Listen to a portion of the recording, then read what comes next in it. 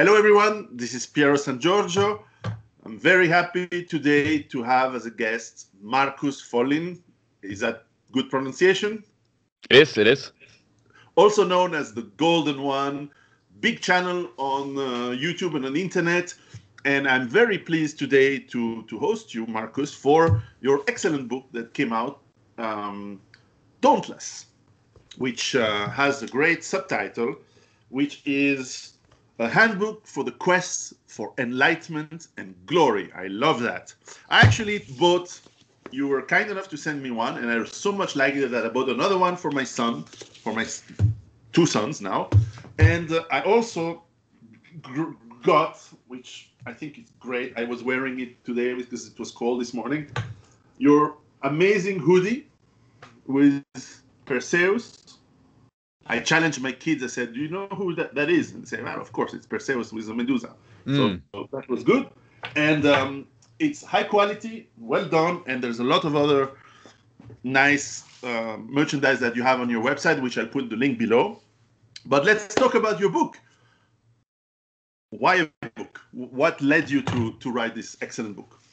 Yes, first and foremost, thank you for the kind words, and nice to see the Perseus and Medusa, and glad that your sons are could identify it. It's a glorious myth indeed.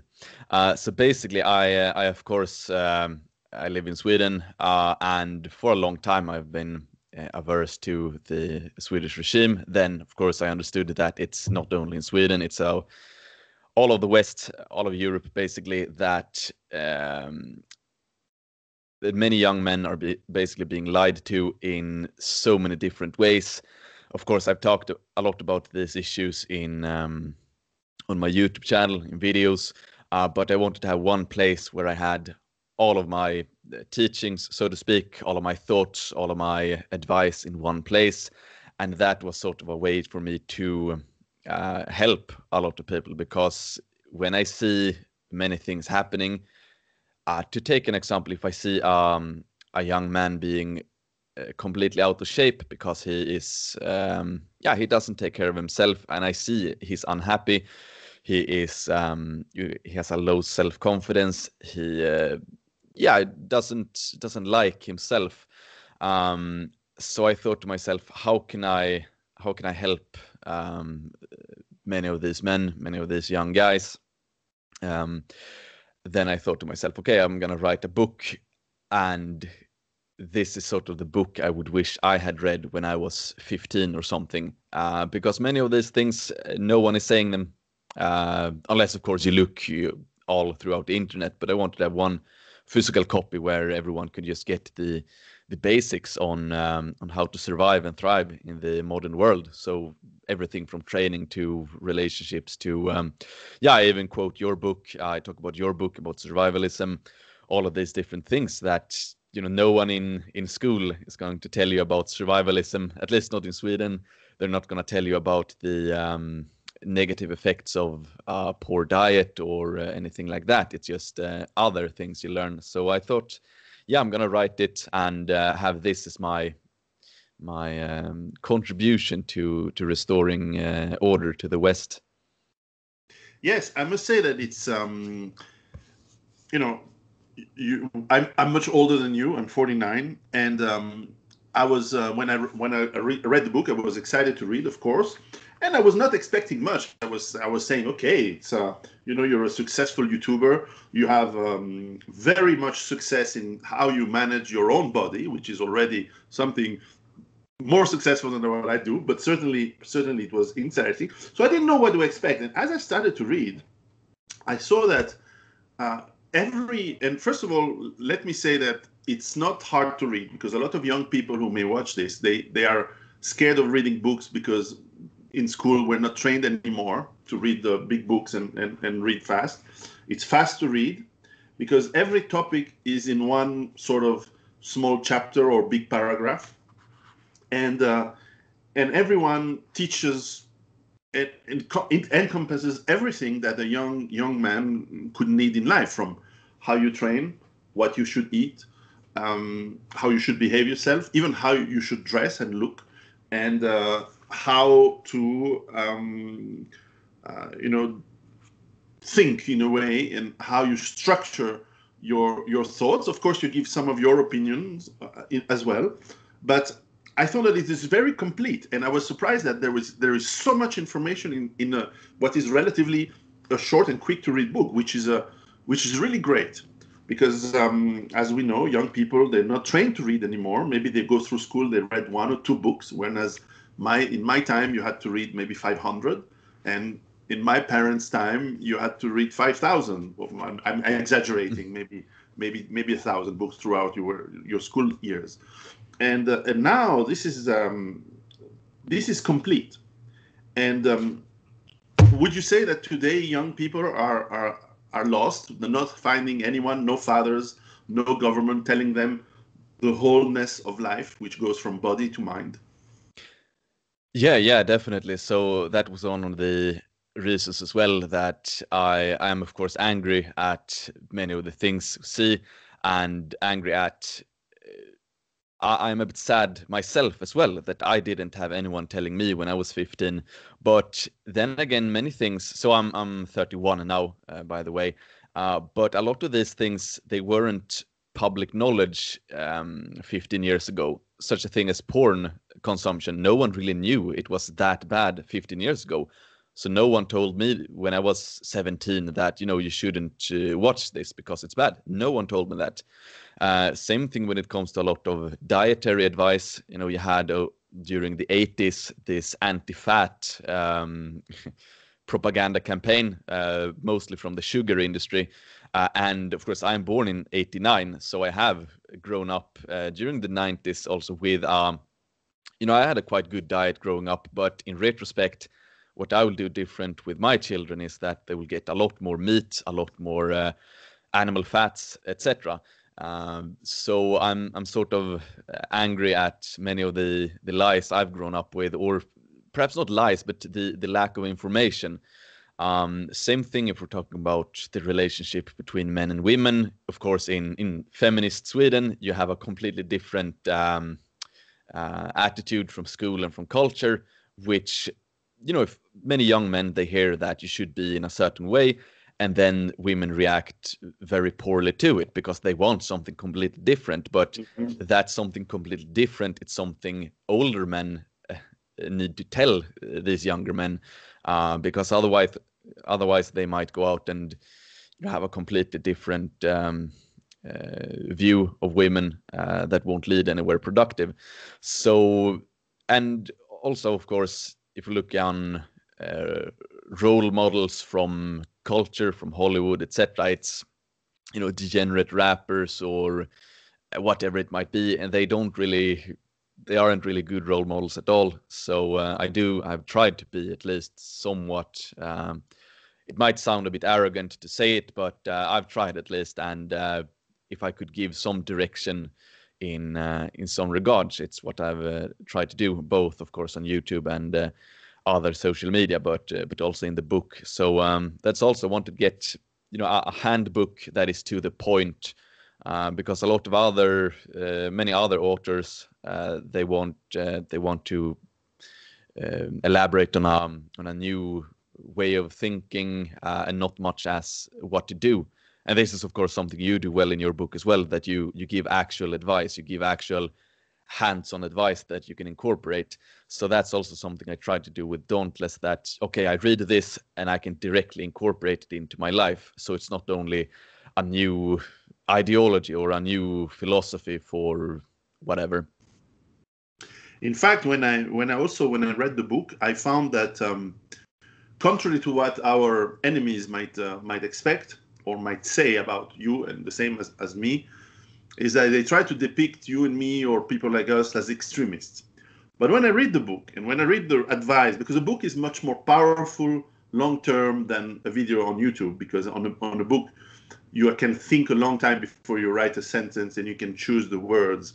Whereas on YouTube, sometimes you say things either with humor or a bombastic way to make an impression, and that's all fine. But in the book, you have to be more careful writing things that can be used against you, perhaps. So you have to be careful. And I thought that in your book, whether it's about ethnicities, race, religion, nationalism, things like that, for example, they are extremely balanced, I think. They are very wise. They're not provocative. It's a very and I found that there. I even took notes for one of my next books, and it is very much not common sense because it's not common anymore, but it's good sense. It is what you should not be an extremist. You should not be a radical in the sense, or maybe you should be radical in how you think, but definitely in how you express that thought. It comes out as very balanced and very respectful, and at the same time, you know, and this is perhaps a difference between the Swedish mind and my Italian, okay, now it's Swiss mind, but certainly there is more rigidity. And I think that people from more Southern Europe like me, they look high to rigidity because we are more flexible in sometimes. And I think in today's world, flexibility has been a problem because we accepted too much things doing compromises. And as a man myself in my life, I find out now that I need more rigidity because I made too many compromises. And in fact, this is the point, that balance is in fact the fruit of not doing compromises, especially with yourself. What do you think? Because I think this comes out of your book a lot. What do you think of that? Yeah, so basically, I would agree that much of the, especially the philosophy part and the politics part of the book, they are common sense. But it's just that we live in such a clown world at the moment that common sense is being seen as extremist. So when I wrote the book and when I promote my insights, etc., I never try to be reactionary in that sense. I always try to have my worldview based on myself. So even if they say, "Oh, you are an extremist," I don't listen to them. I don't want to play into their stereotype of what I should be, because I see this quite often that primarily younger guys, they say, "Oh, they're gonna call us extremists or fascists anyway, so therefore we might as well be super extreme." But that's letting the enemy dictate the pace for us. So for me, it's just my views. A lot of it is common sense. It is something you could say to a regular man 70 years ago, 100 years ago, 200 years ago, 1,000 years ago, and he would say, "Yeah, of course, it's completely natural to put your own family first. Of course, it's only natural to look out for your local communities, to support your local economy, to have to take responsibility for your family, to be a man among men, to be a good father figure, etc." It's just today that it's so, fathers are vilified. So if you look on parents' magazines, it's nowadays you don't often see a father, especially not a white father. So for me, it's sort of like, going back to basics, just promoting common sense and saying with a voice of, a clear voice, saying, "You know what, you're not. It's not strange to believe in these things. It's completely natural. It's completely normal." So that's my take on the extremist question. It's we are the normal ones. They are the extreme ones.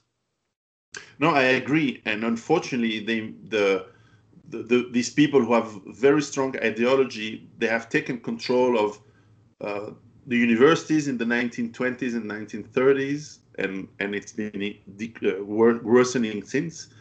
Then somewhere in the 70s, they took control of popular culture. Then they took control of the schools, of the kindergartens now. And now they can force their agenda, even if in numbers they represent a very tiny portion of the population. And so, because the whole education system from cradle to the grave, in fact, because it encompasses everything, is representing of a very strange and special sick mind, I think, and sick culture, we need to have education in parallel to re-educate, to relearn, retrain, reteach things to young people. And in your book, you put a lot of effort, a lot of emphasis on the effort that people need to do for self-discipline. And this is, I was not surprised by that, because knowing how much you practice sports, and I do practice sports on a much lower level, but certainly I know how much discipline you need to wake up every morning, do what you need to do, take the time, and have an objective to have. For some people, it's a beautiful and nice body. For others, it's a functional and healthy, or it can be all together. How does your background in fitness and culturism, I don't know how you call that. Certainly, you do kickboxing and Thai boxing, I think. How that self-discipline that you learned for sports, how do you see it being used for everyday life, for everyday people? Yeah, so first and foremost, I think the what many younger men, they are something they're lacking, and the lack of it creates unhappiness. So they lack direction, they lack goals, they lack something to strive for. So they go around not really knowing what to aim for. So they take every day as it is.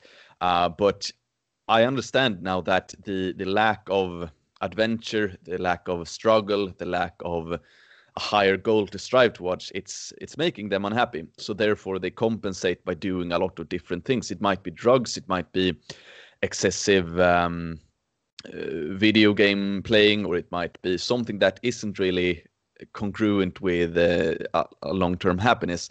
So when you have the quest for physical excellence, it might be getting better at Thai boxing. It might be getting physically more muscular. It might be even if you have someone who's running in the forest, he might want to get a better time, a time around a lap, for example. As long as you have something to strive towards, you will have that sense of being on a quest, and that will be, will give purpose to you. So that is actually one of the first things I understood when I looked upon other young men over this last 10 years. I saw they are, something is missing, and I think that is it. And you don't really see it with men who have their own companies. They have that drive, they have that fire, but for a lot of especially young men, when they don't have that, when they're just drifting, I think a lot of unhappiness and other detrimental behaviors come from it.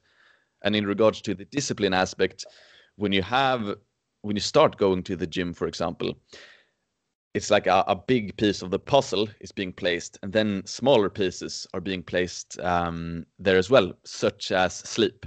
When you train hard, it can be Thai boxing, or it can be the gym, or wrestling, or whatever it might be.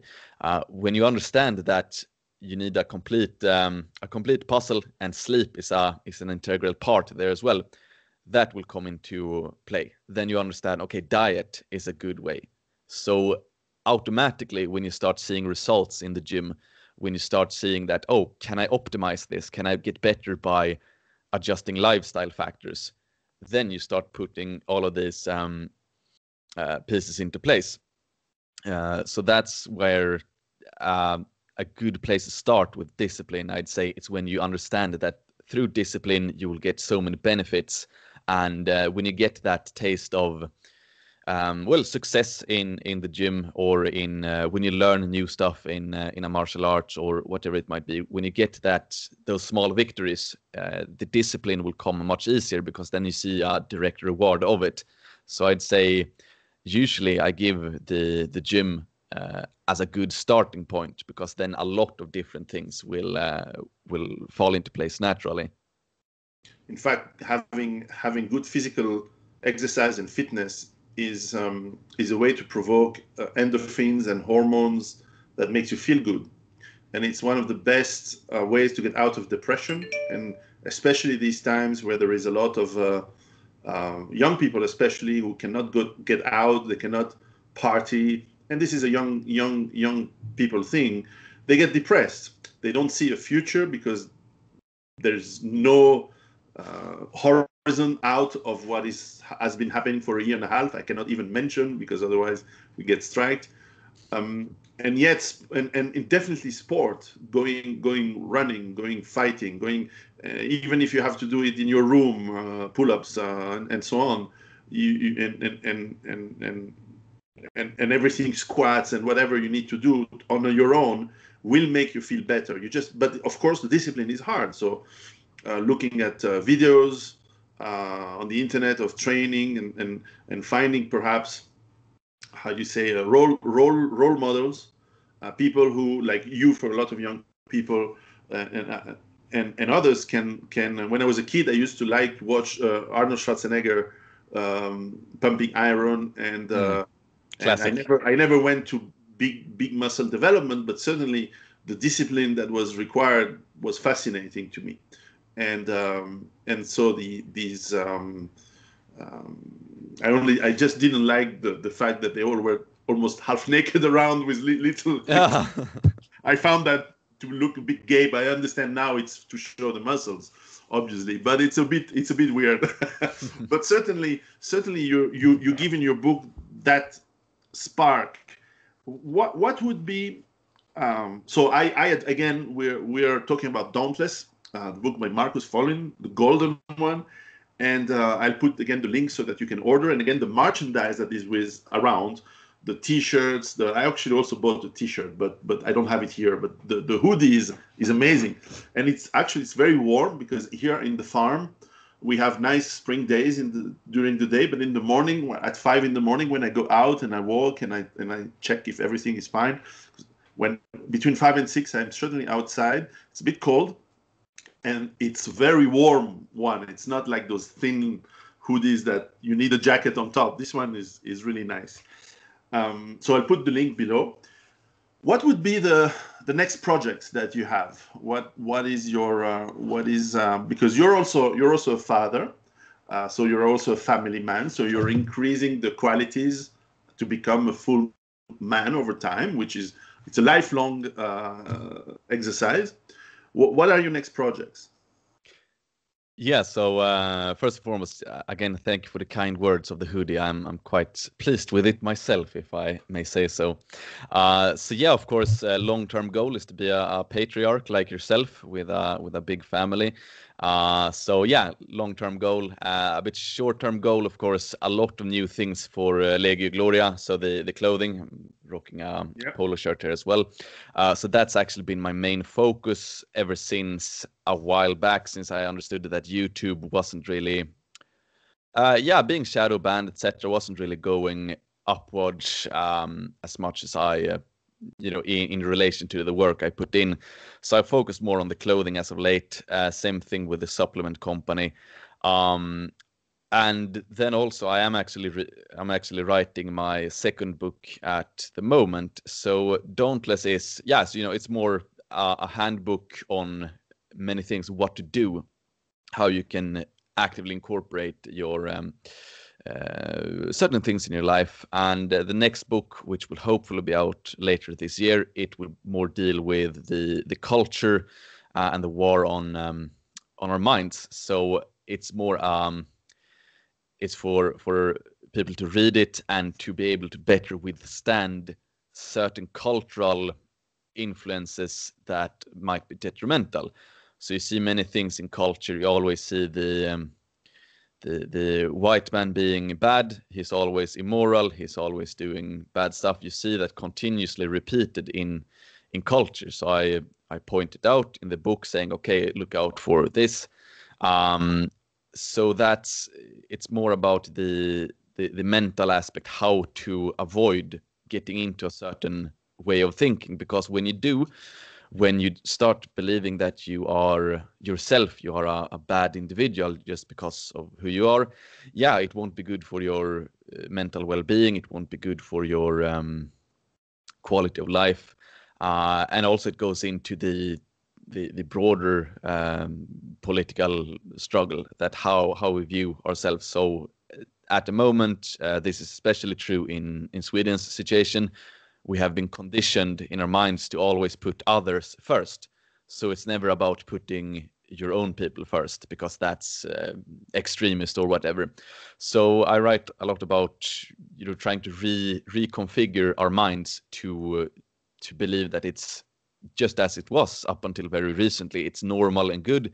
It's moral to put your own family first.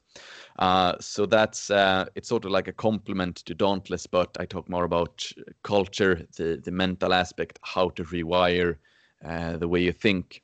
So yeah, that's the next project. Interesting. I certainly will look forward to read it. Perhaps one last question. In your book, you give a lot of emphasis on the importance of brotherhood, of having good friends you can rely on and you can train with and so on. And in today's world of high individualism and fragmentation of societies into little groups, into individual pleasures on the internet and entertainment and so on, we do not find at all the brotherhood, the friendships that we could have in past generations. And you put emphasis on building that. How would you proceed for all the young men that listen to us and listen to you? What advice would you tell them on how to recreate? Because it's not easy to you cannot just go to someone and say, hi, do you want to be friend? How do you see is the most efficient and effective way to find real, good, loyal people that you can be good and loyal to as well, and create this brotherhood?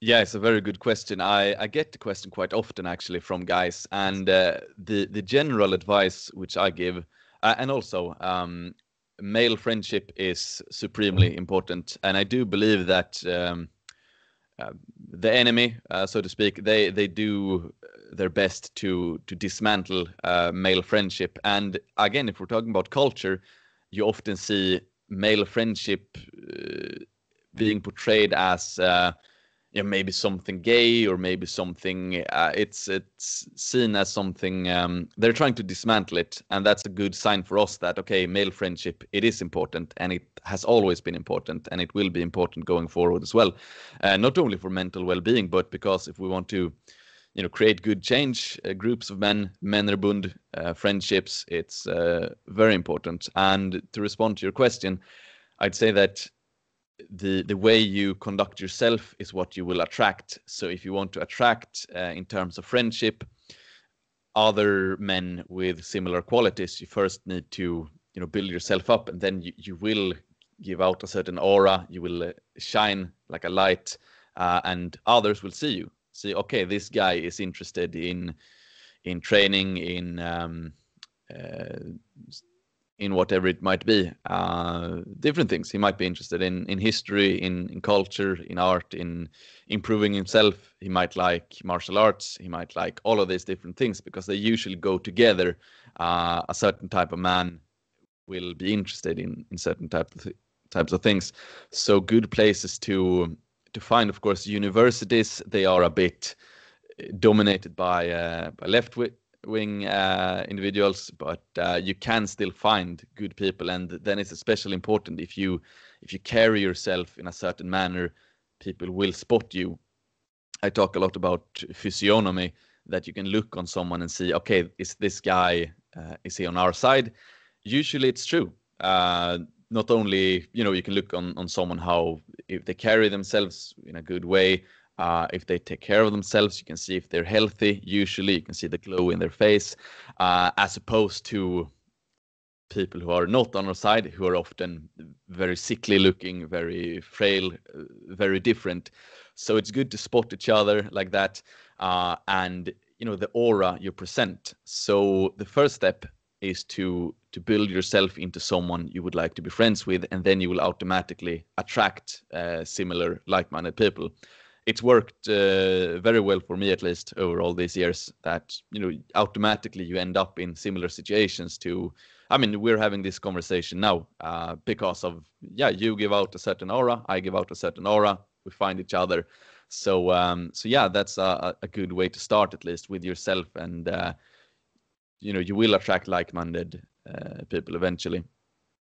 Excellent. Well, Marcus, thank you very much. I advise again everyone who's looking at us to read your book. The link is in the description. It's legiogloria.com with a yes comma, or not.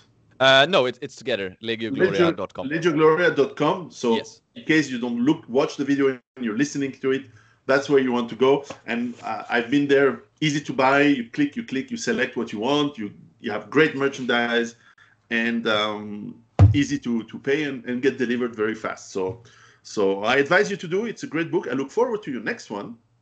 And when everyone can travel, perhaps organize again to meet somewhere. Last time we met in Norway, it was great. Maybe we meet in Russia, maybe we meet in Sweden. Who knows? We have to see what's going to be possible in the future. Anyway, thank you very much, and let's keep hitting the temple of iron, as you say to everyone.